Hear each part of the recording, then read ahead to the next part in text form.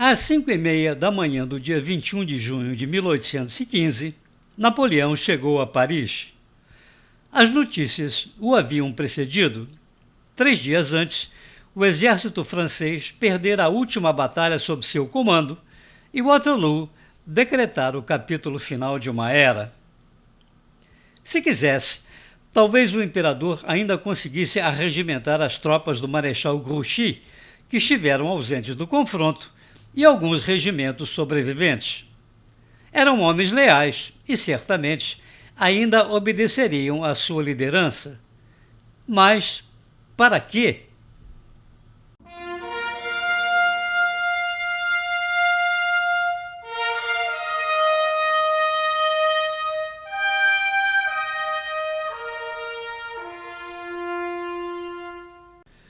Em Paris, esperava um ambiente hostil.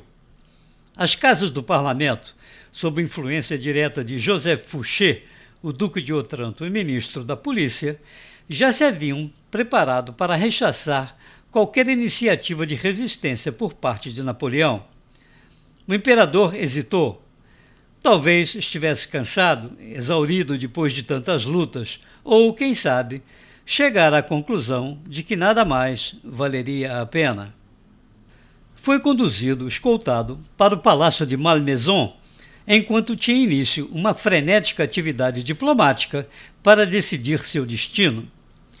Os prussianos queriam sua extradição para poder executá-lo. Os ingleses, entretanto, temiam um mártir.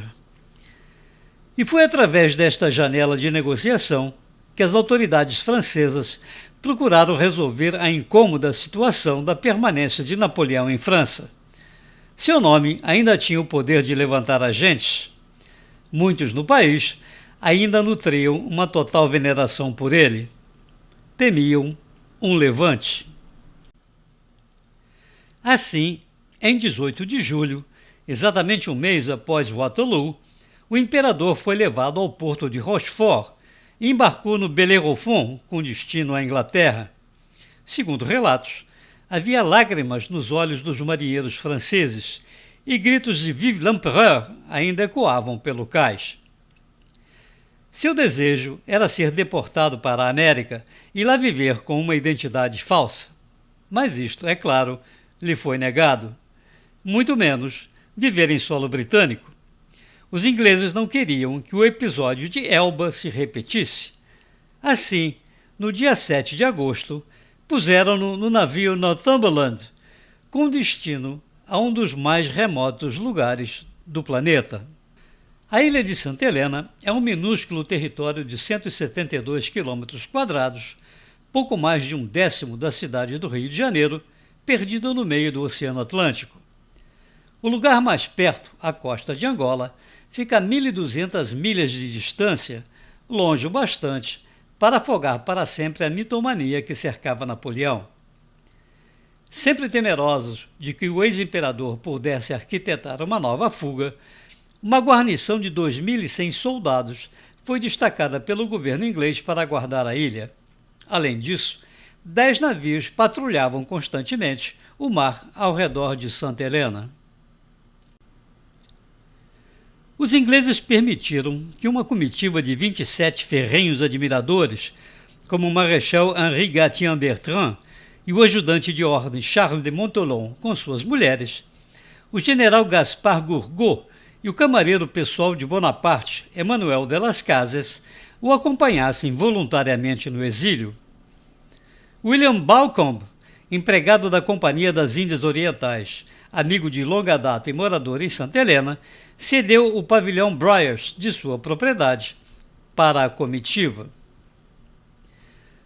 Nos meses em que esteve no pavilhão e com a rotina do exílio menos severa, Napoleão exigiu que se cumprisse um protocolo imperial em seu pequeno domínio.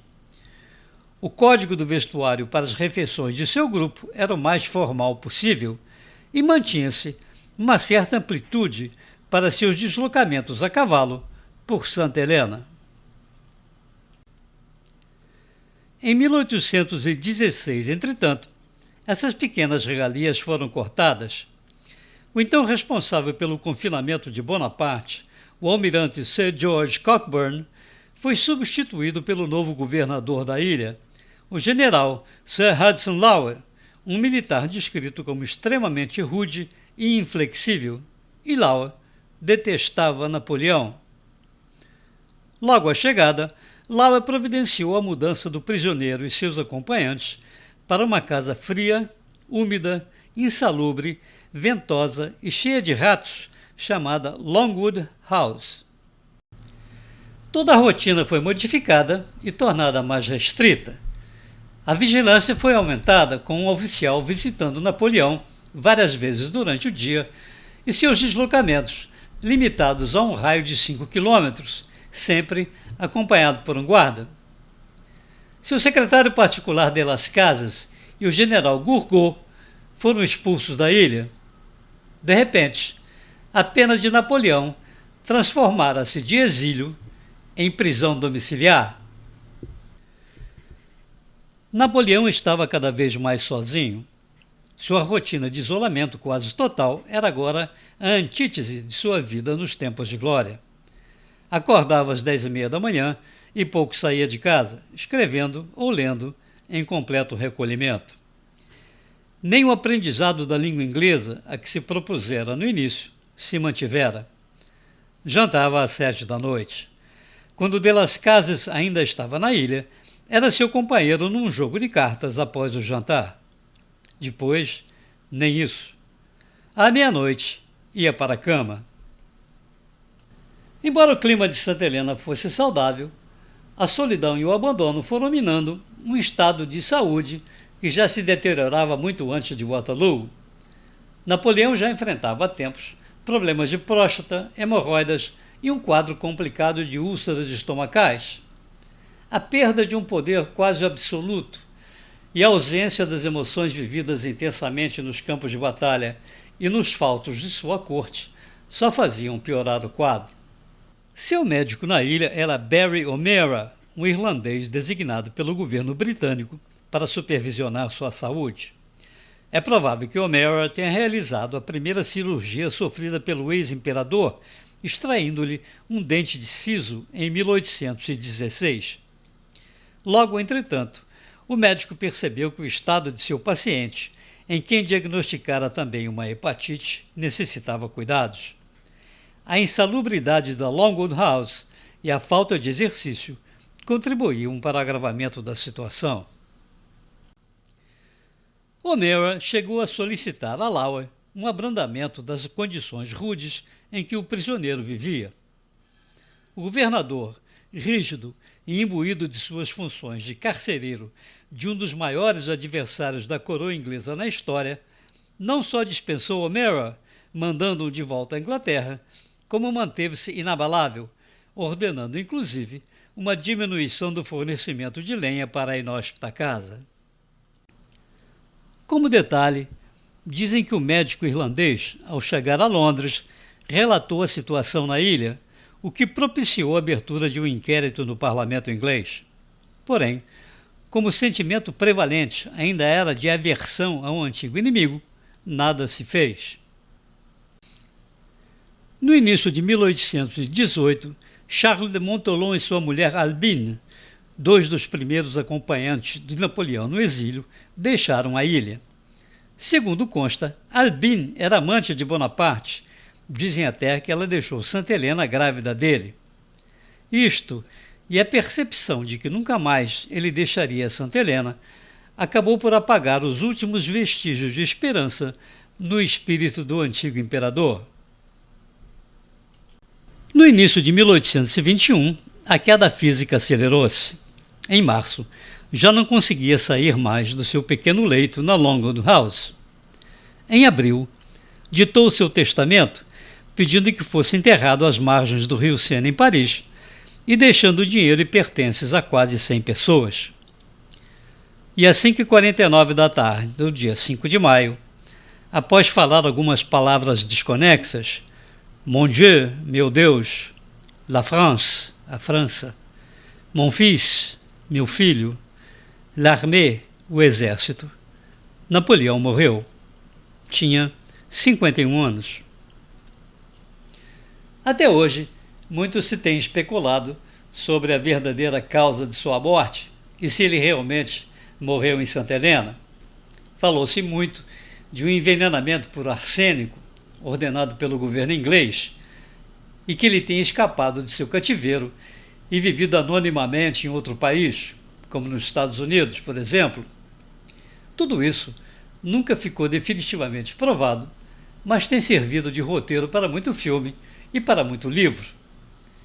O que é certo é que Napoleão morreu em Santa Helena, vitimado por um câncer de estômago, como atestaram os médicos que lhe assistiram até o final.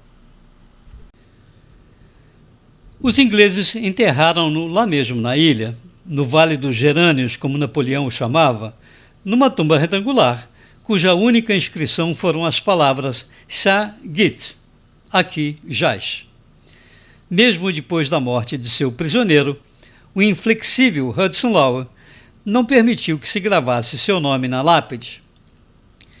Em 1840, 19 anos depois, os franceses, por iniciativa do rei Louis-Philippe, resgataram o corpo, que hoje repousa no Palácio dos Invalides, em Paris. Seu legado está na história. O maior terá sido a construção da França moderna, a administração pública, o Código Napoleônico, o Banco de França e o sistema financeiro, as academias militares, a universidade centralizada. Por outro lado, suas batalhas deixaram cerca de 3 milhões de militares mortos. As perdas civis nunca chegaram a ser determinadas com precisão, mas estima-se em algo próximo de 2 milhões. 5 milhões de vidas perdidas no espaço de menos de 20 anos. 2 séculos passados, Napoleão paira acima das paixões. Um homem que mudou o mundo de seu tempo e do futuro. Se você gostou desse vídeo e gosta desse canal, por favor inscreva-se se ainda não o fez, comente, distribua, compartilhe, dê o seu gostei ou não gostei, toque o sininho para receber as notificações. Tudo isso é muito importante para que o canal ganhe mais visibilidade no YouTube e nós possamos prosseguir. Muito obrigado e até a próxima.